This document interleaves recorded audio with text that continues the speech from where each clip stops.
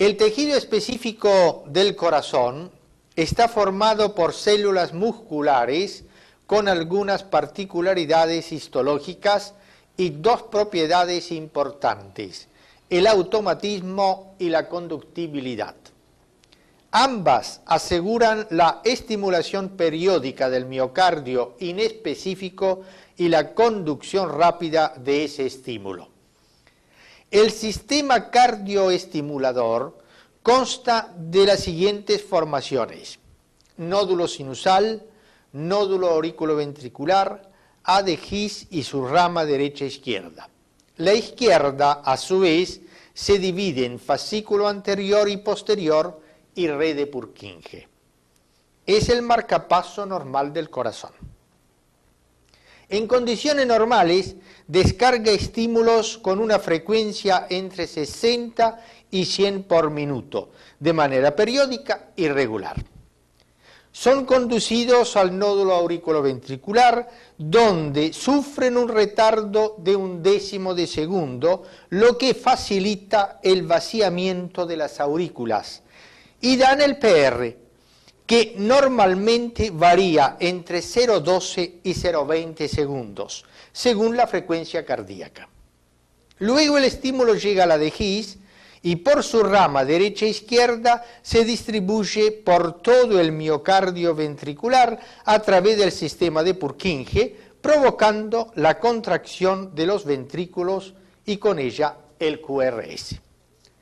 También pueden formar estímulos centros inferiores como el nódulo auriculoventricular, el sistema isquiano y las fibras de Purkinje cuando la actividad sinusal se deprime, es el fenómeno de escape, o se exalta la excitabilidad en una zona determinada, como sucede en las extrasístoles. Durante la formación o la conducción de un estímulo, se produce un periodo refractario durante el cual otro estímulo no tiene respuesta o no es conducido. Este periodo es absoluto en un primer momento y relativo más tarde. En este último caso, la respuesta o la conducción puede ser parcial. Su duración corresponde aproximadamente al espacio QT. A continuación, hay un periodo supernormal durante el cual se presenta la onda U. Sobre estos centros actúan factores nerviosos, humorales, farmacológicos. Son fundamentales los nerviosos, que lo hacen a través del simpático y del parasimpático vago. El vago actúa sobre el nódulo sinusal, el derecho, y sobre el nódulo auriculoventricular, el izquierdo. Deprime la frecuencia y la conductividad y prolonga el periodo refractario. El simpático actúa al revés, aumenta la frecuencia, la excitabilidad y la conductividad. Cuando predomina uno sobre otro, puede desarrollarse una arritmia o disritmia. Una arritmia o disritmia puede ser provocada por uno de estos mecanismos fisiopatológicos. Puede alterarse el automatismo del nódulo sinusal, en más o en menos, o puede detenerse, en cuyo caso toma el mando un centro ectópico que puede estar localizado en las aurículas, en el tejido de la unión auriculoventricular o en los ventrículos. Cuando está en la unión auriculoventricular, las aurículas son activadas de manera retrógrada, por lo que se presenta una P negativa en D2, D3, AVF antes o después del QRS. Cuando es ventricular, implica siempre la presencia de un QRS ancho y una disociación auriculoventricular con dos centros ectópicos, por lo general uno auricular y otro ventricular. El centro ectópico se llama activo cuando descarga estímulo de vez en cuando, pues se mantiene la actividad sinusal. Sucede, por ejemplo, en las extrasistolias y en las taquicardias supraventriculares y ventriculares. y es pasivo cuando la actividad sinusal está bloqueada. Puede producirse un fenómeno de interferencia que consiste en el bloqueo del estímulo. En efecto, si el estímulo es muy rápido, es detenido porque encuentra en su camino tejidos en periodo refractario. Como consecuencia, se instala un centro ectópico. Si dura mucho, ya no se habla de interferencia, sino de bloqueo, que de acuerdo al lugar donde se instala será sino auricular, auriculoventricular, de rama. Puede producirse el fenómeno de la fibrilación, esto es, contracciones totalmente anárquicas y sin ninguna función hemodinámica, tanto en aurículas como en ventrículos. O se produce el fenómeno de la reentrada, cuando el estímulo queda bloqueado en una fibra, puede franquearla en un segundo tiempo desde una fibra vecina de manera retrógrada, cuando ya ha salido de su periodo refractario. Puede tratarse de micro reentrada, como sucede en una taquicardia paroxística, y de macro reentrada, como sucede en el síndrome de Wolff-Parkinson-White por la presencia del fascículo de Henle. En resumen, una arritmia puede responder a una de las siguientes causas: o porque se altera la formación del estímulo, o porque el estímulo es mal conducido, o porque se combinan ambos, como en la parasistolia. El ritmo es sinusal, normal, cuando la frecuencia está entre 60 y 100 por minuto, con un promedio de 75 por minuto. El intervalo PR es mayor de 0,12 segundos, las ondas P son positivas en D1 y D2 y negativas en ABR, y los QRS son estrechos, no mayores de 0,10 segundos. Las bradiarritmias comprenden las bradicardias y los bloqueos. La bradicardia es sinusal cuando la frecuencia es menor de 60 por minuto. En este ejemplo es de 50. La causa es la disminución del automatismo sinusal, lo que puede ser de origen orgánico o funcional.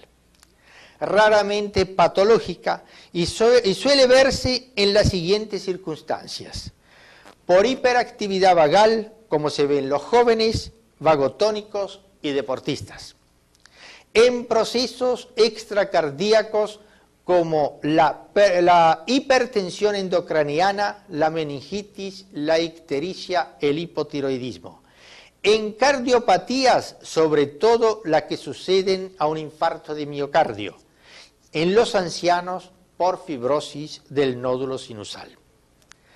Cuando esta fibrosis se extiende a la pared de las aurículas, se constituye el síndrome del nódulo sinusal, llamado también enfermedad del seno o síndrome bradicardia-taquicardia. Aquí la bradicardia suele coexistir con taquiarritmias tipo fibrilación o aleteo y ondas P polimorfas.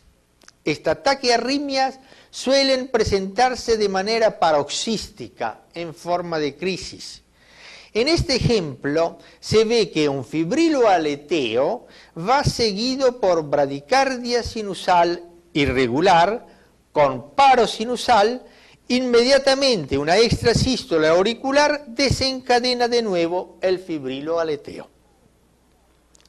Cuando el estímulo se forma en el nódulo sinusal, pero no es conducido a las aurículas, se constituye el bloqueo sino-auricular. Se parece a una pausa, pues no se forma ni la P ni el QRS, y la distancia RR es igual al doble de una distancia RR normal, pues falta un estímulo, se presenta de vez en cuando. Si se prolongara más, puede instalarse un marcapaso ectópico pasivo en la unión auriculoventricular porque la actividad sinusal se ha bloqueado. Suele verse en la intoxicación digitálica y en un infarto auricular.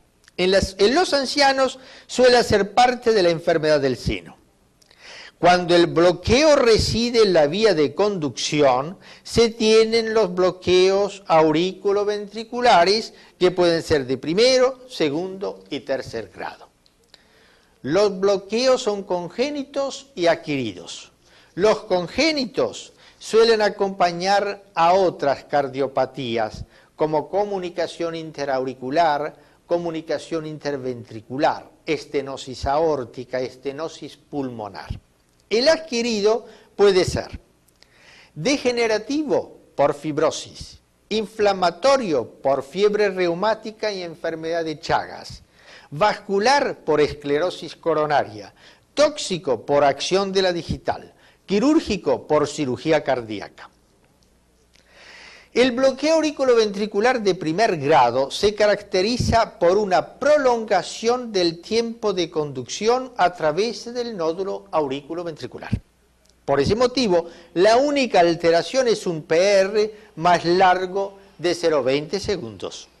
Normalmente está entre 0,12 y 0,20 segundos, 0,18 en el joven y 0,22 en el anciano. Aquí la conducción es más lenta, pero no bloqueada. Se ve, por ejemplo, en la miocarditis aguda de la fiebre reumática y en la impregnación digitálica. Este es un ejemplo de bloqueo auriculoventricular de primer grado por impregnación digitálica. La onda P negativa se inscribe en la T precedente, formando la cubeta digitálica.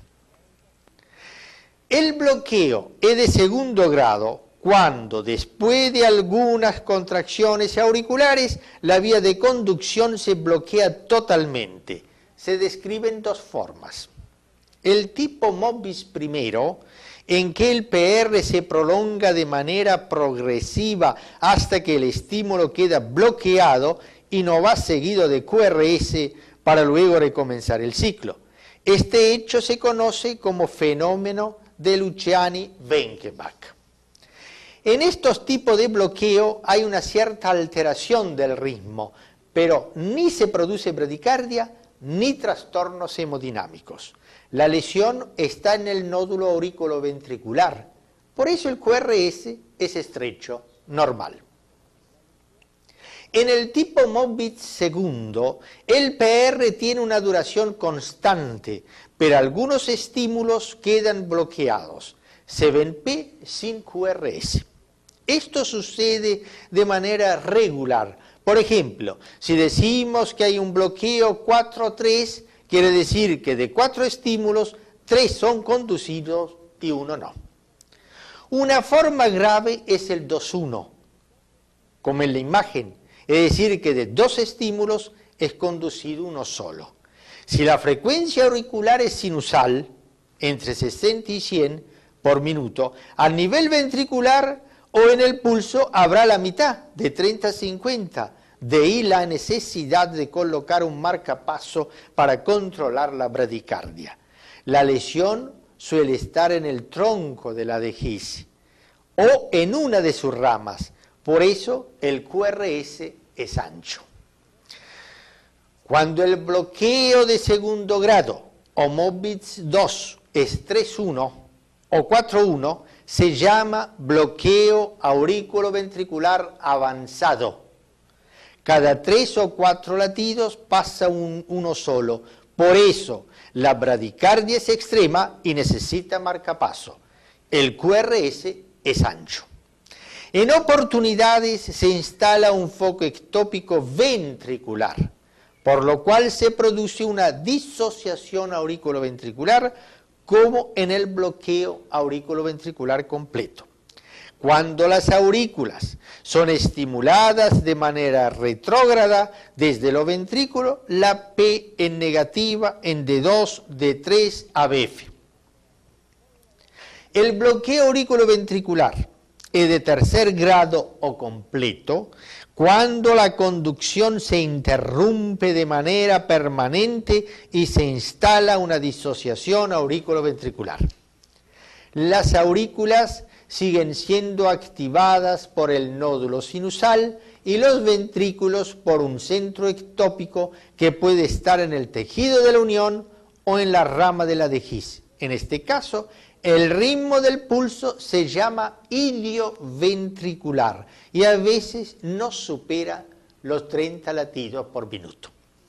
Cuando el bloqueo es importante, se produce el síndrome de Stokes-Adams con síncope, pérdida de conocimiento y caída.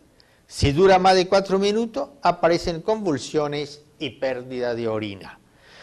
Puede acompañarse de episodio de taquicardia ventricular o de fibrilación ventricular pasajera.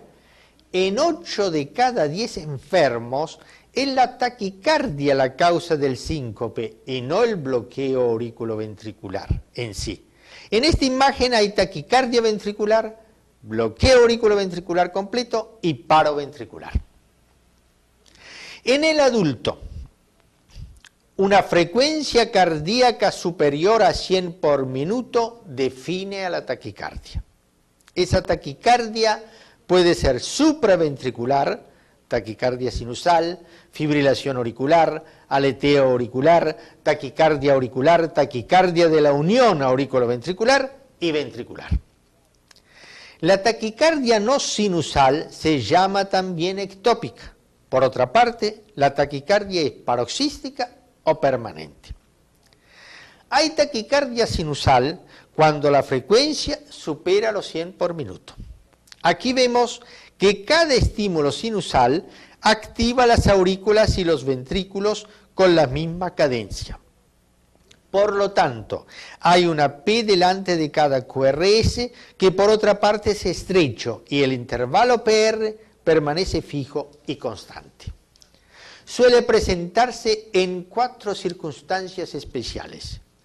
Durante el esfuerzo y las emociones, en la fisiológica, en reposo en sujetos nerviosos, es la constitucional, en la insuficiencia cardíaca, cardiopatía isquémica, miocardiopatía, en la cardíaca, en la fiebre, el hipertiroidismo, la anemia, el feocromocitoma, en la extracardíaca. Raramente la taquicardia sinusal sobrepasa los 150 latidos por minuto. Cuando presente esa frecuencia, se necesita un electrocardiograma para diferenciarla de un aleteo 2.1, que presenta una frecuencia auricular de 300 por minuto, revelada por el pulso venoso del cuello, y 150 a nivel del pulso arterial, radial, carotidio u otro. Se llama arritmia sinusal al ritmo sinusal irregular con espacios RR variables. La más común es la respiratoria. La inspiración acelera el ritmo y la expiración lo retarda. Bradicardia expiratoria, taquicardia inspiratoria. Se vincula con las variaciones del tono vagal, propio de los jóvenes, y con el reflejo de Bainbridge. En efecto, durante la inspiración llega más sangre a la aurícula derecha, por lo que se estimula el nódulo sinusal.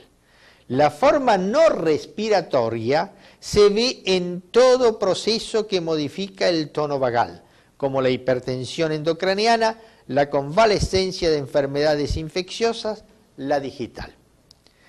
Puede simular otra arritmia, como la fibrilación o la extrasistolia, solo diagnostica el electrocardiograma. Una variante de la arritmia respiratoria es el marcapaso errante o migratorio, debido a la modificación del tono vagal. Aquí vemos distintos espacios RR y distintas formas de P. Al deprimirse el nódulo sinusal, toma el mando otro centro. Este centro cambia continuamente de lugar en la pared de las aurículas y en el tejido de la unión auriculoventricular.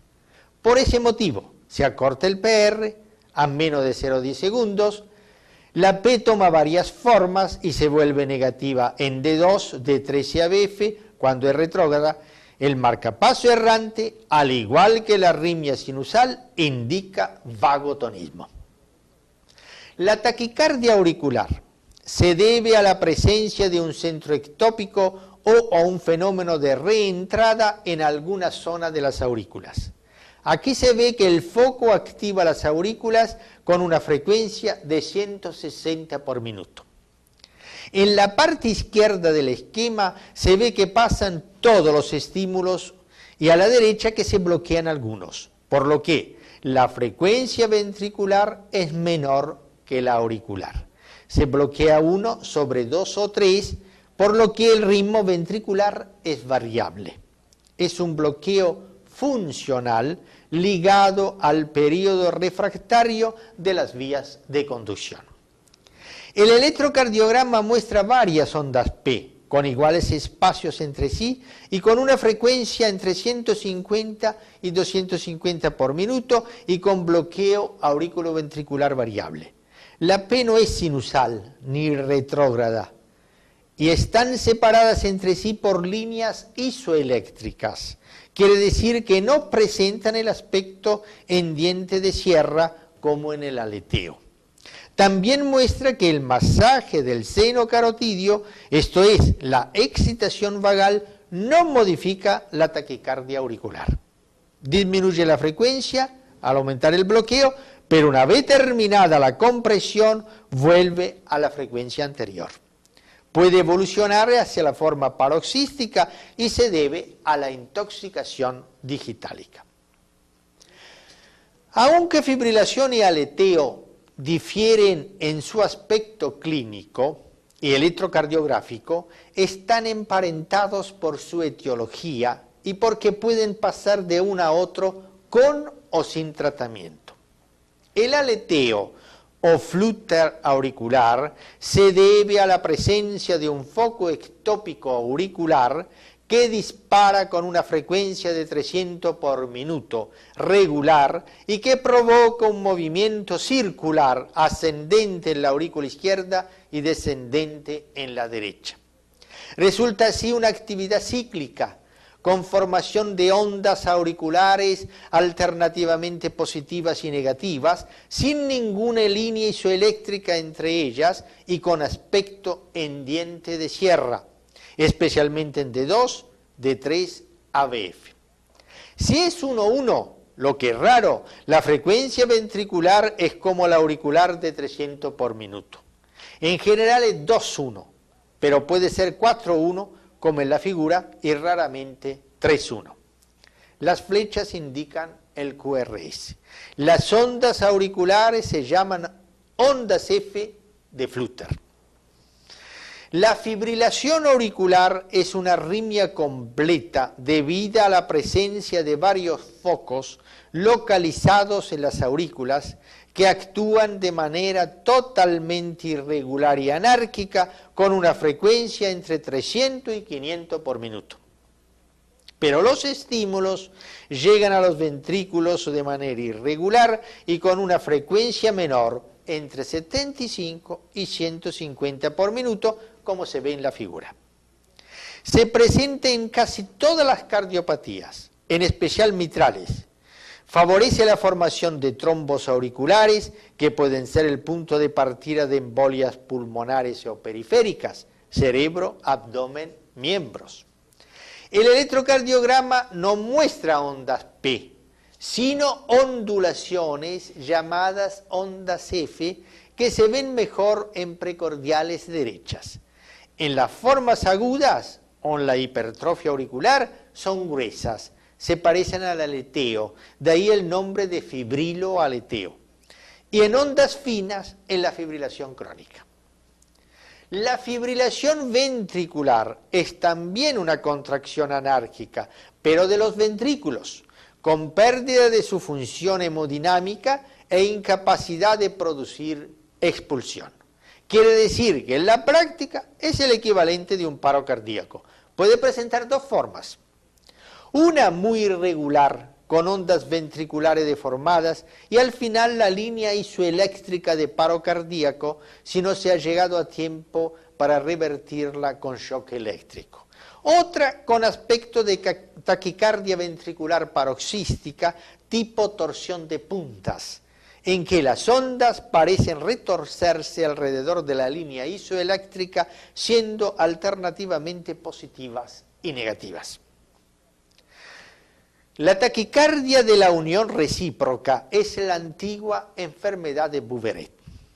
Se presenta de manera paroxística y se debe a un fenómeno de reentrada con una frecuencia de 200 por minuto, que activa alternativamente aurículas y ventrículos en forma rápida y regular. Para que se produzca este movimiento circular se necesitan dos vías, una ascendente y otra descendente, retrógrada y anterógrada respectivamente. Una de esas vías puede ser un fascículo internodal, como sucede en el síndrome de Wolff-Parkinson-White. Este movimiento circular comienza con una extrasístole auricular o ventricular que, al ser muy precoz, encuentra una de estas vías en periodo refractario. Es frecuente en mujeres, suele presentarse en corazones sanos, es benigna y rebelde al tratamiento. Se presenta por crisis que comienzan y terminan bruscamente. El masaje del seno carotídeo es diagnóstico y terapéutico al mismo tiempo, pues sigue la ley del todo o nada, es decir, o detiene totalmente la crisis o no tiene ningún efecto sobre ella. Fuera de la crisis, el examen clínico y electrocardiográfico es totalmente negativo. Aquí se ve cómo el foco ectópico en el tejido de la unión o un fenómeno de reentrada activa a la vez las aurículas de abajo arriba y los ventrículos al revés, con una frecuencia regular de 180-200 por minuto. El electrocardiograma muestra tres elementos característicos. Una taquicardia regular de 180-220 por minuto. QRS estrechos, porque los ventrículos son activados normalmente por el estímulo auricular. Ondas P en igual número que los QRS y negativos en D2, D3, ABF si son retrógrados. Cuando los QRS son anchos, indica que se trata de un fenómeno de aberrancia por la presencia de un bloqueo de rama orgánico previo a la crisis o funcional y provocado por la misma taquicardia. En este caso es difícil diferenciarla de la taquicardia ventricular. Aquí vemos las imágenes obtenidas en un niño antes, durante y después de la crisis. Durante la crisis la frecuencia es de 250 por minuto. Esta imagen, que simula una taquicardia paroxística de la unión, es una taquicardia sinusal de 200 por minuto. Indican su origen sinusal los espacios RR levemente desiguales. La taquicardia ventricular paroxística es más rara, más grave, pues casi siempre se presenta en corazones enfermos, por ejemplo, un infarto anteroseptal. Puede transformarse en fibrilación ventricular. Se debe a la presencia de un foco ectópico situado en el ventrículo que activa a estos con una cadencia de 160 por minuto. No responde a la maniobra vagales. El trazado presenta los QRS ensanchados y mellados y no se ven ondas P, pues quedan incluidas en las ondas T o en los QRS precedentes. Como los QRS son todos iguales, se llama monomorfa y polimorfa si son distintos. Confirman el diagnóstico de taquicardia ventricular la presencia de complejos de captura y de fusión. Se llama complejo de captura cuando es casi normal, pues los ventrículos han captado un estímulo sinusal. Y de fusión cuando es una mezcla entre normal y ectópico, pues el estímulo sinusal llega al mismo tiempo que el ventricular. Después de la crisis aparecen ondas T negativas por isquemia. Este hecho se llama síndrome post-taquicardia y puede durar días o semanas. Se describen distintas formas de taquicardia ventricular y entre ellas mencionamos el ritmo idioventricular acelerado, cuando compiten por el control del ritmo el foco ectópico y el nódulo sinusal. Como la aceleración del nódulo sinusal es gradual, aparecen complejos de captura y de fusión. El complejo de fusión es más alto que el de captura, pero menos del ectópico. Se ve en la intoxicación digitálica y en el infarto agudo de miocardio. La torsión de puntas con QRS que parecen retorcerse alrededor de la línea isoeléctrica. El QT está prolongado. Ya se ha señalado como forma de fibrilación ventricular. Aquí la vemos en una crisis polimorfa y en forma de torsión de puntas. Y la forma bidireccional con QRS anchos, tipo bloqueo de rama y polaridad alternada, positivos, negativos y de mal pronóstico. Las extrasístoles son contracciones prematuras que pueden originarse en las aurículas, en el nódulo auriculoventricular y en los ventrículos. Las extrasístoles ventriculares son 2 veces más frecuentes que las auriculares y 10 veces más que las nodales. Se perciben como latido o como pausa.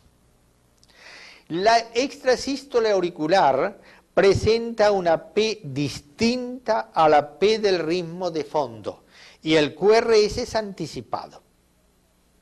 En A, en la parte baja de la aurícula, P negativa, y en B, en la parte superior, con P positiva. La extrasístole nodal del tejido de la unión no va precedida de onda P, o esta se presenta antes o después del QRS, de acuerdo a su origen, en la parte superior, media o inferior del nódulo auriculoventricular.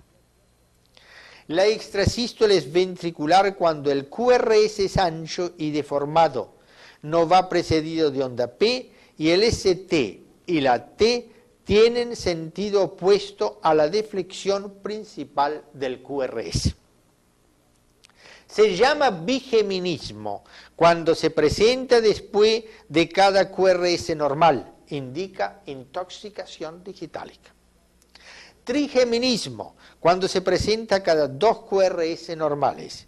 Cuadrigeminismo cuando se presenta cada 3 normales. Constituyen las extrasístoles acopladas, pues se presentan regularmente tras 1 o más QRS normales con un intervalo fijo.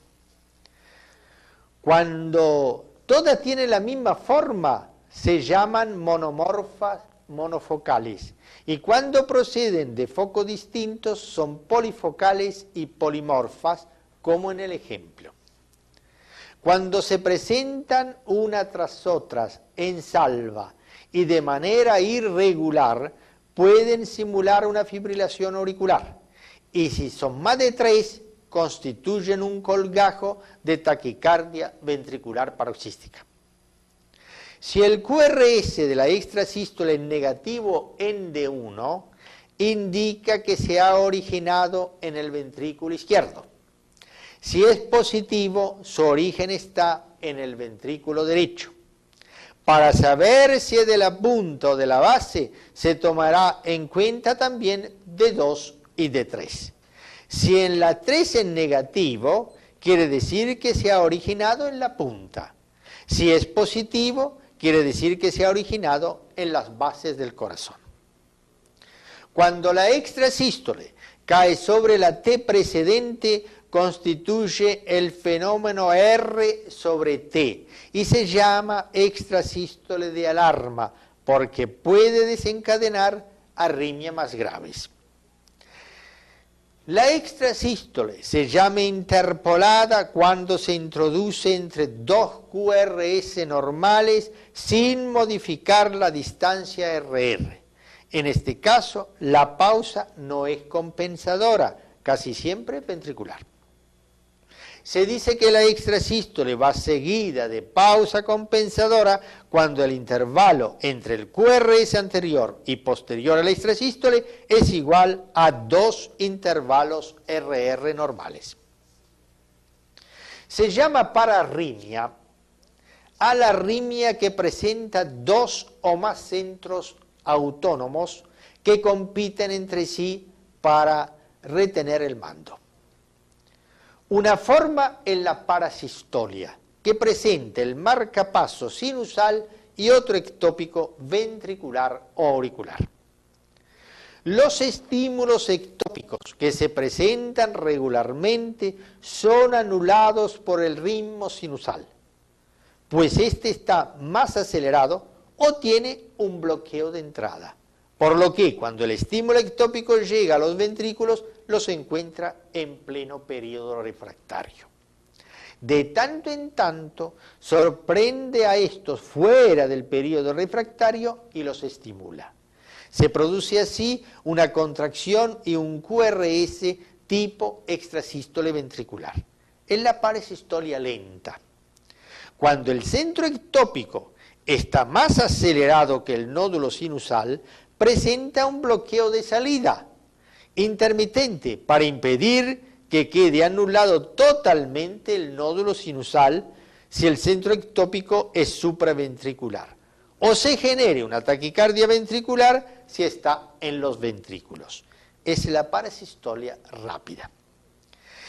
El electrocardiograma muestra que los complejos sinusales son independientes de los parasistólicos, que los periodos entre los QRS parasistólicos son iguales entre sí o corresponden a un múltiplo de los mismos, que los estímulos ectópicos provocan respuesta ventricular cuando caen fuera del periodo refractario producido por el estímulo sinusal. Con arritmia damos por terminado el curso de base de electrocardiografía clínica.